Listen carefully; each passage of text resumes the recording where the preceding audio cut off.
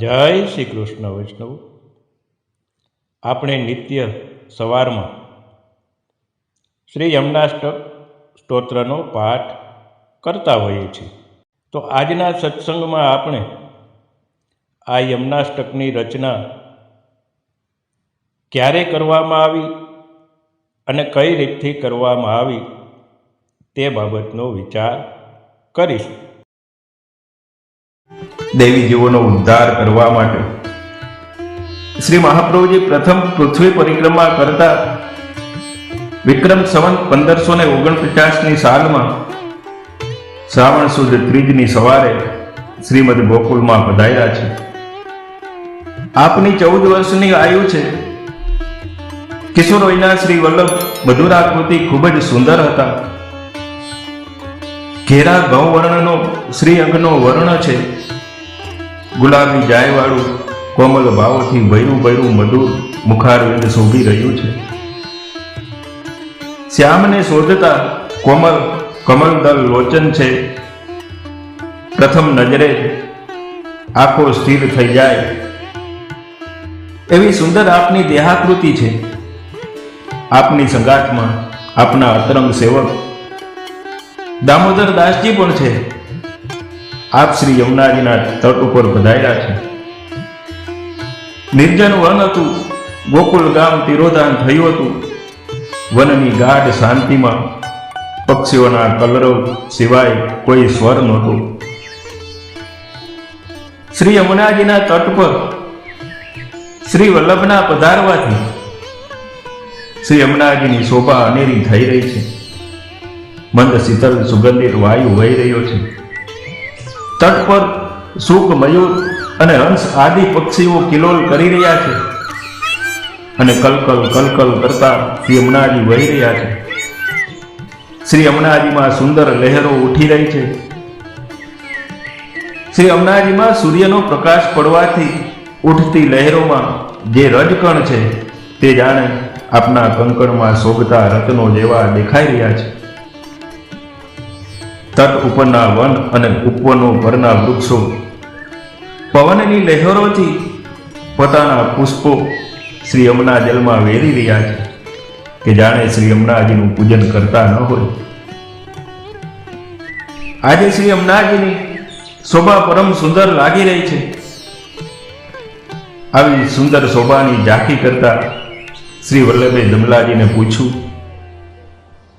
दमला यहाँ अपन को कौन बतावे कि गोविंद घाट कौन सो है और ठकुराणी घाट कौन सो है? दामोदर दास जी शू जवाब आप श्रीना आ प्रश्न जाने शब्दों ने पाख बनी ने जवाब मेळववा श्री यमुनाजी सुधी पहोंच्या अने त्यां एक आश्चर्य थयुं. श्री यमुना जलमा तरंगो उछाड़वा लाग्या. जलमा गोल गोल भमरीओ पड़वा लागी अने आ भमरीओमां अनेक कमलो खीलवा लाग्या अने श्री यमुना जलना मध्यमांथी श्री यमुनाजी प्रगट थया छे.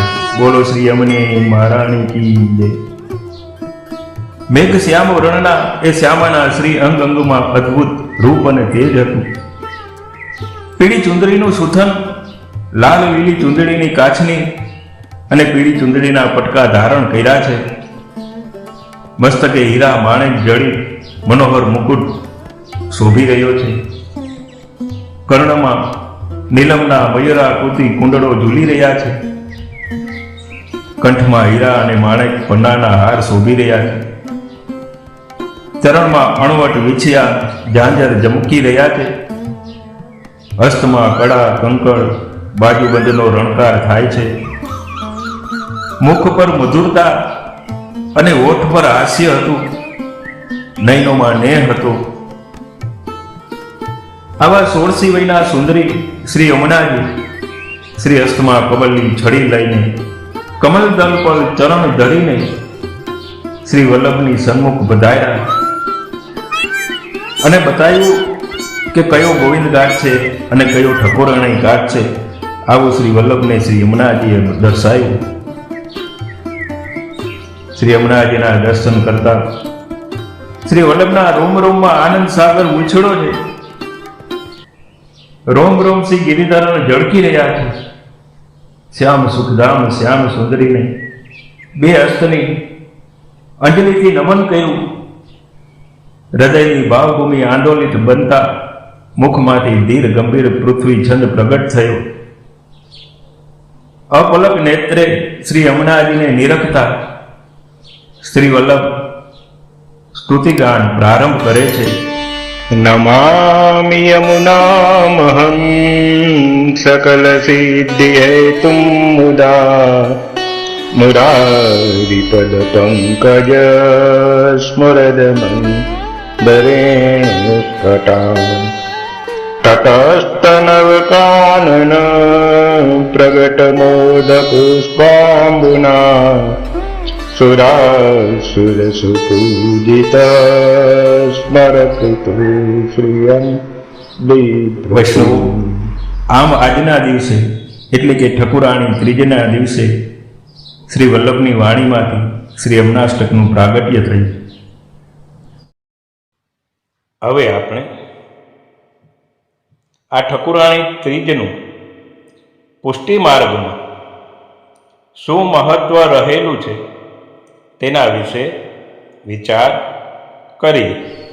શ્રાવણ માસના શુક્લ પક્ષની ત્રીજને પુષ્ટિ માર્ગમાં ઠકુરાણી ત્રીજ કહેવામાં આવે છે. શ્રીમદ ગોકુલમાં શ્રી યમુનાજીના તટ પર રાવલથી લઈને ઠકુરાણી ઘાટ સુધી શ્રી સ્વામિનીજીની હદ છે અને મહાવનથી લઈને ગોવિંદ ઘાટ સુધી શ્રી ઠાકોરજીની હદ છે. વચ્ચે જે છોકરનું વૃક્ષ છે તે બ્રહ્મરૂપ છે. ગોવિંદ એટલે કે શ્રી ઠાકોરજી અને ઠકુરાણી એટલે કે શ્રી સ્વામિનીજી. और कोई समझे तो समझे, हमें समझ इतनी भली, ठाकुर हमारे नंद कुमार और ठकुराए वृषभान लगी.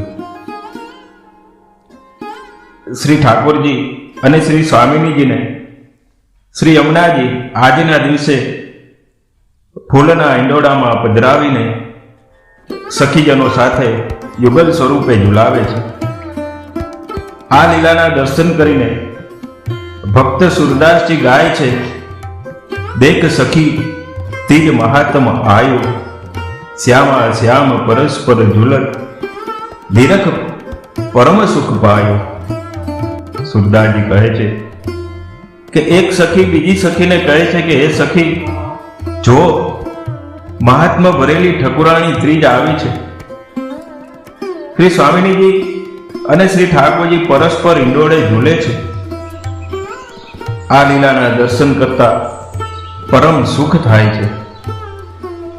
દસે દિશાઓમાં ઘોર ગનગરજત વાદળાઓનો ગડગડાટ થઈ રહ્યો છે અને મંદ મંદ વર્ષા વરસી રહી છે. આ જોઈને દાદુર, મોર, પપૈયા અને કોયલ વગેરે પક્ષીઓ મધુર શબ્દોથી કલરવ કરી રહ્યા છે. એટલું જ નહીં, પરંતુ સખીજનો પણ તાલ, મૃદંગ વગેરે બજાવીને પ્રભુની આ લીલાનું યશોગાન કરી રહ્યા છે. સુરદાસ પ્રભુ યુગલ વિરાજત, અખિલ ભુવન યશ છાયો.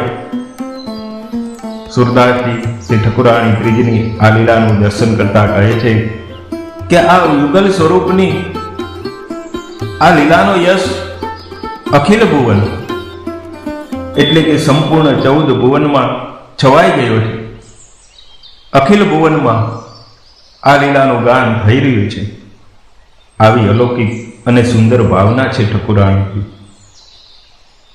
વૈષ્ણવો, આમ આજના દિવસે એટલે કે ઠકુરાણી ત્રીજના દિવસે શ્રી વલ્લભની વાણીમાંથી શ્રી યમુનાષ્ટકનું પ્રાગટ્ય થયું. આપણે પણ આજના દિવસે વધુમાં વધુ શ્રી યમુનાષ્ટકનું સ્મરણ અને પાઠ કરતા રહીએ એવી ભાવના સાથે આજનો સત્સંગ શ્યામ સુંદર શ્રી યમુના મહારાણીજીના શ્રી ચરણોમાં સમર્પિત કરીએ છીએ. ફરી મળીશું. ત્યાં સુધી સર્વે વૈષ્ણવોને જય શ્રી કૃષ્ણ.